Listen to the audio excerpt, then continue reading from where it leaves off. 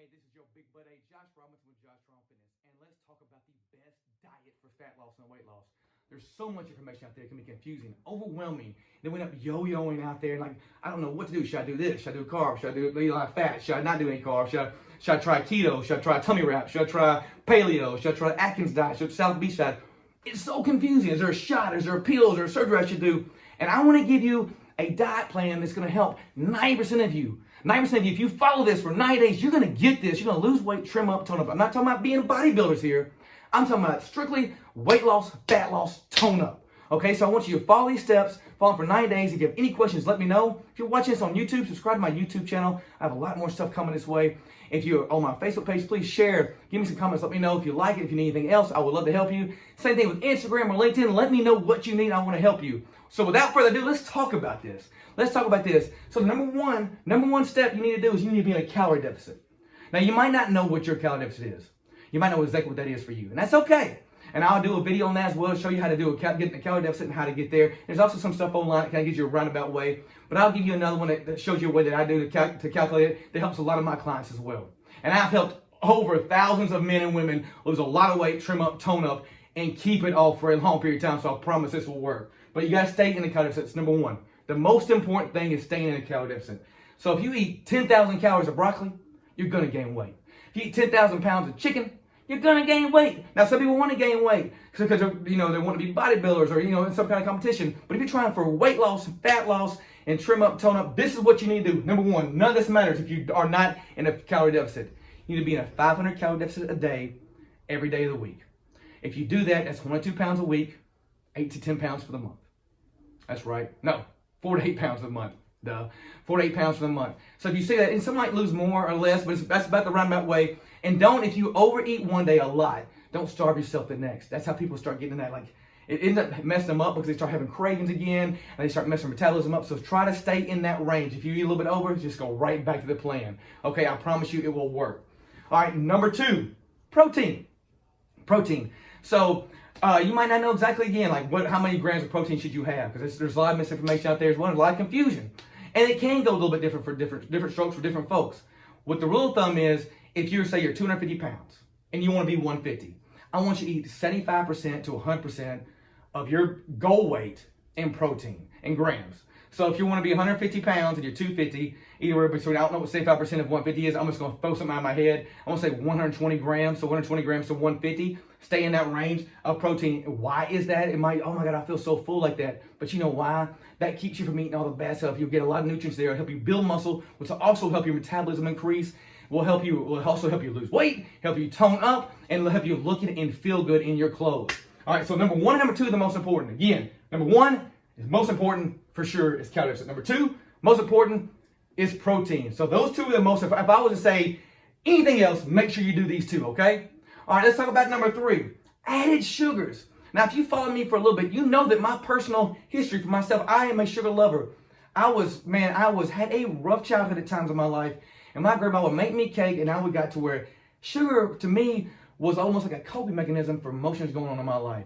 And then I got to doing it a lot, and I love it. It's addicting. They say sugar is addicting. It reacts to dopamine in your brain just like cocaine does, and I believe it. Because when I first got all sugar, man, I was dreaming about stuff I don't even have anymore. I was craving it. I felt almost sick at first. It wasn't like sick, but it was like a lazy, tired feeling. But then I felt better than ever 3 or 4 weeks.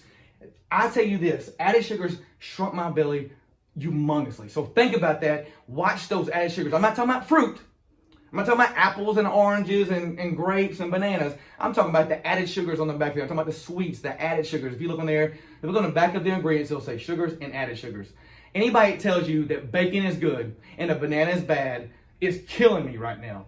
No doctor will tell you that. You need the nutrients in the banana or grapes or blueberries. So let people tell you that. So, and it doesn't mean, and just use common sense with that as well. But I'm talking about the added sugars and the sweets, the drinks, all that other stuff that's in there. You're not supposed to have that much of that. So what I do is I look on the back of the container. If it has 5 grams, over 5 grams of added sugars on the back of there, I don't do it. I don't take it because some things like peanuts will have, or almonds might have some added sugars in there. I'm like, I'm gonna eat that. That way I still stay relatively low. So if I get for a serving it's under 5 grams, that's my rule of thumb. Number 4, everybody thinks carbs are the enemy. So I'm gonna go with fat and carbs here. This does not matter if you don't do calorie deficit and protein. So whatever you're doing here does not matter if you don't do it. Calorie deficit protein. So don't skip. Don't be wishy-washy on this and to go straight to this. Like if I eat no carbs, it's gonna be so much better. No, go to calorie deficit protein first, and then we can look at that later if you'd like. Okay, but carbs and fat aren't that bad. There's a lot of good carbs out there, and fat has a lot of good connotations as well because it'll help you feel full. You know, you need that. Carbs will equal energy. It'll give you energy. But I would recommend getting good carbs, not just like crackers and just white bread all the time, because what it does is it craves. When you need a lot of carbs, it makes you want to eat more calories, more empty calories, and makes you eat a lot more. That's why a lot of people like eat crackers or eat, and they end up craving sugar as well, because you know carbs can turn to sugar, the bad carbs can turn to sugar. So make sure you're eating healthy carbs and sugar. So healthy carbs and healthy fats. That will help you along the way. But don't sweat this if you're not doing 1 and 2, okay? Do not go like, I need to know my macros. Well, are you in a calorie deficit? Are you in protein? Now, this is not for bodybuilders now. This is for people that want to lose weight, trim up, tone up, and keep it off, and still enjoy their life, not feel like they eat chicken and broccoli every meal and feel miserable and have that yo-yo. This is for these type of people that are busy, that want a simple form that will help them lose weight, tone up, trim up, and keep it off. Number 5, there's a lot of things out here. When and how often should you eat? Some people say, oh, you know, you should breakfast is the most important meal of the day, or you never eat at night. So I want to, first off, again, we're going to talk about this. If you don't do 1 or 2, this doesn't matter. I also want to tell you this about when you eat. 500 calories at 9 p.m. counts the same as 500 calories at 8 a.m. So don't sweat that too much, okay? Do not sweat that too much. And so when and how often you eat. If you break it down, you know, it's a personal preference for a lot of people. For me, it's easy for me to skip breakfast. I can easily overeat. So I'll do intermittent fasting, and I'll pick 8 to 10 hours a day where I eat and I stay consistent with that. And that's nothing that's like a little trick that helps me. That's not a diet. It's just like more of a timing thing for me. And it kind of helps my mindset with it. So I'm harder for me to not eat late at night. So I'll eat I might do 12 to 10. Those are my 10 hours. You know, there's 8 to 10. A lot of people do 8 hours. I go 10. And that's 10 is the max you should go for your eating window, by the way, if you do that. But so it doesn't matter, you know, when you eat and how often you eat, as long as you stay in the calorie deficit. So just make sure you're staying in the calorie deficit. When it does matter, though, is if you're about to work out and you get really dizzy because you haven't had any food in you, then you might want to get something before that. If you're a morning workout person and you have to eat something but you get dizzy when you don't, eat beforehand. And again, that's a personal preference, and you might want to eat before then. So that intermittent fasting might not work for you if you work out in the morning. So just be mindful of that. So just do what is best for you, but stay in that calorie deficit and stay on that protein goal. So those are the 5 most important things I want you to concentrate on. Other things like alcohol, you want to limit that as well, but that's gonna control this as well. If you do alcohol, it's gonna control the added sugar, the calorie deficit, the protein, the fat carbs. So it's all gonna make sense to you. So now that you know that, let me tell you here how do you get there and what you need to do to make sure this all sticks. All right. So here we are. Patience and consistency. What happens a lot of times, people want to rush, they want to lose the weight really fast. I'll talk about this in the holidays. Like, you ain't going to gain 10 pounds over Thanksgiving turkey, just like you're not going to lose 10 pounds if you eat one salad. So the faster you lose the weight, if you do this just shock diets, the faster you will gain it back. It's probably a little bit more miserable, it's a little bit more restrictive. It's going to be really hard. Yeah, it's great for the beginning, you know, but then it's hard to maintain, and that could easily mess up your metabolism when you do stuff like that. So make sure you are not rushing. Do not rush the process. Patience and consistency. Stick to whatever you are doing for a minimum of 90 days before you say, it's not working for me, or you stop, or you're going to change to a different plan. The problem is, we get things 2 to 3 weeks, and some people, I've had clients before, like, I had one client actually tell me I've only lost 17 pounds in 3 weeks. It should be a little bit more like, what?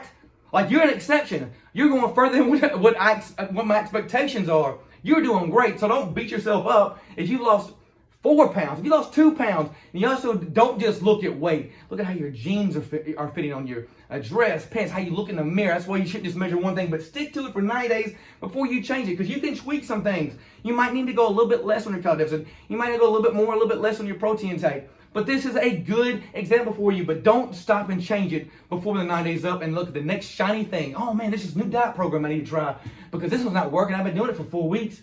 That's what a lot of people do. And that's how that yo-yo goes. If you stick with it again, you will make it. And you know what? Just know that you deserve this.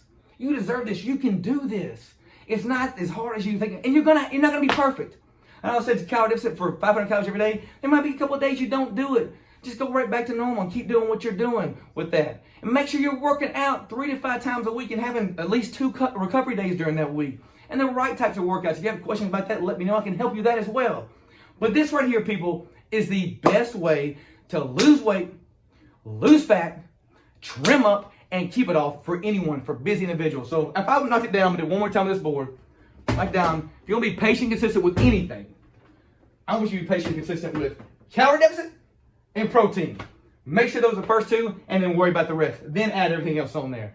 I'm big on added sugars. I am big on added sugars because I've had before and afters. I've been in books, but my before and after, my sugar addiction as a personal trainer, I know what it does for me. So it does help me an awful lot, and it adds cravings for everything else. But these two are the most important.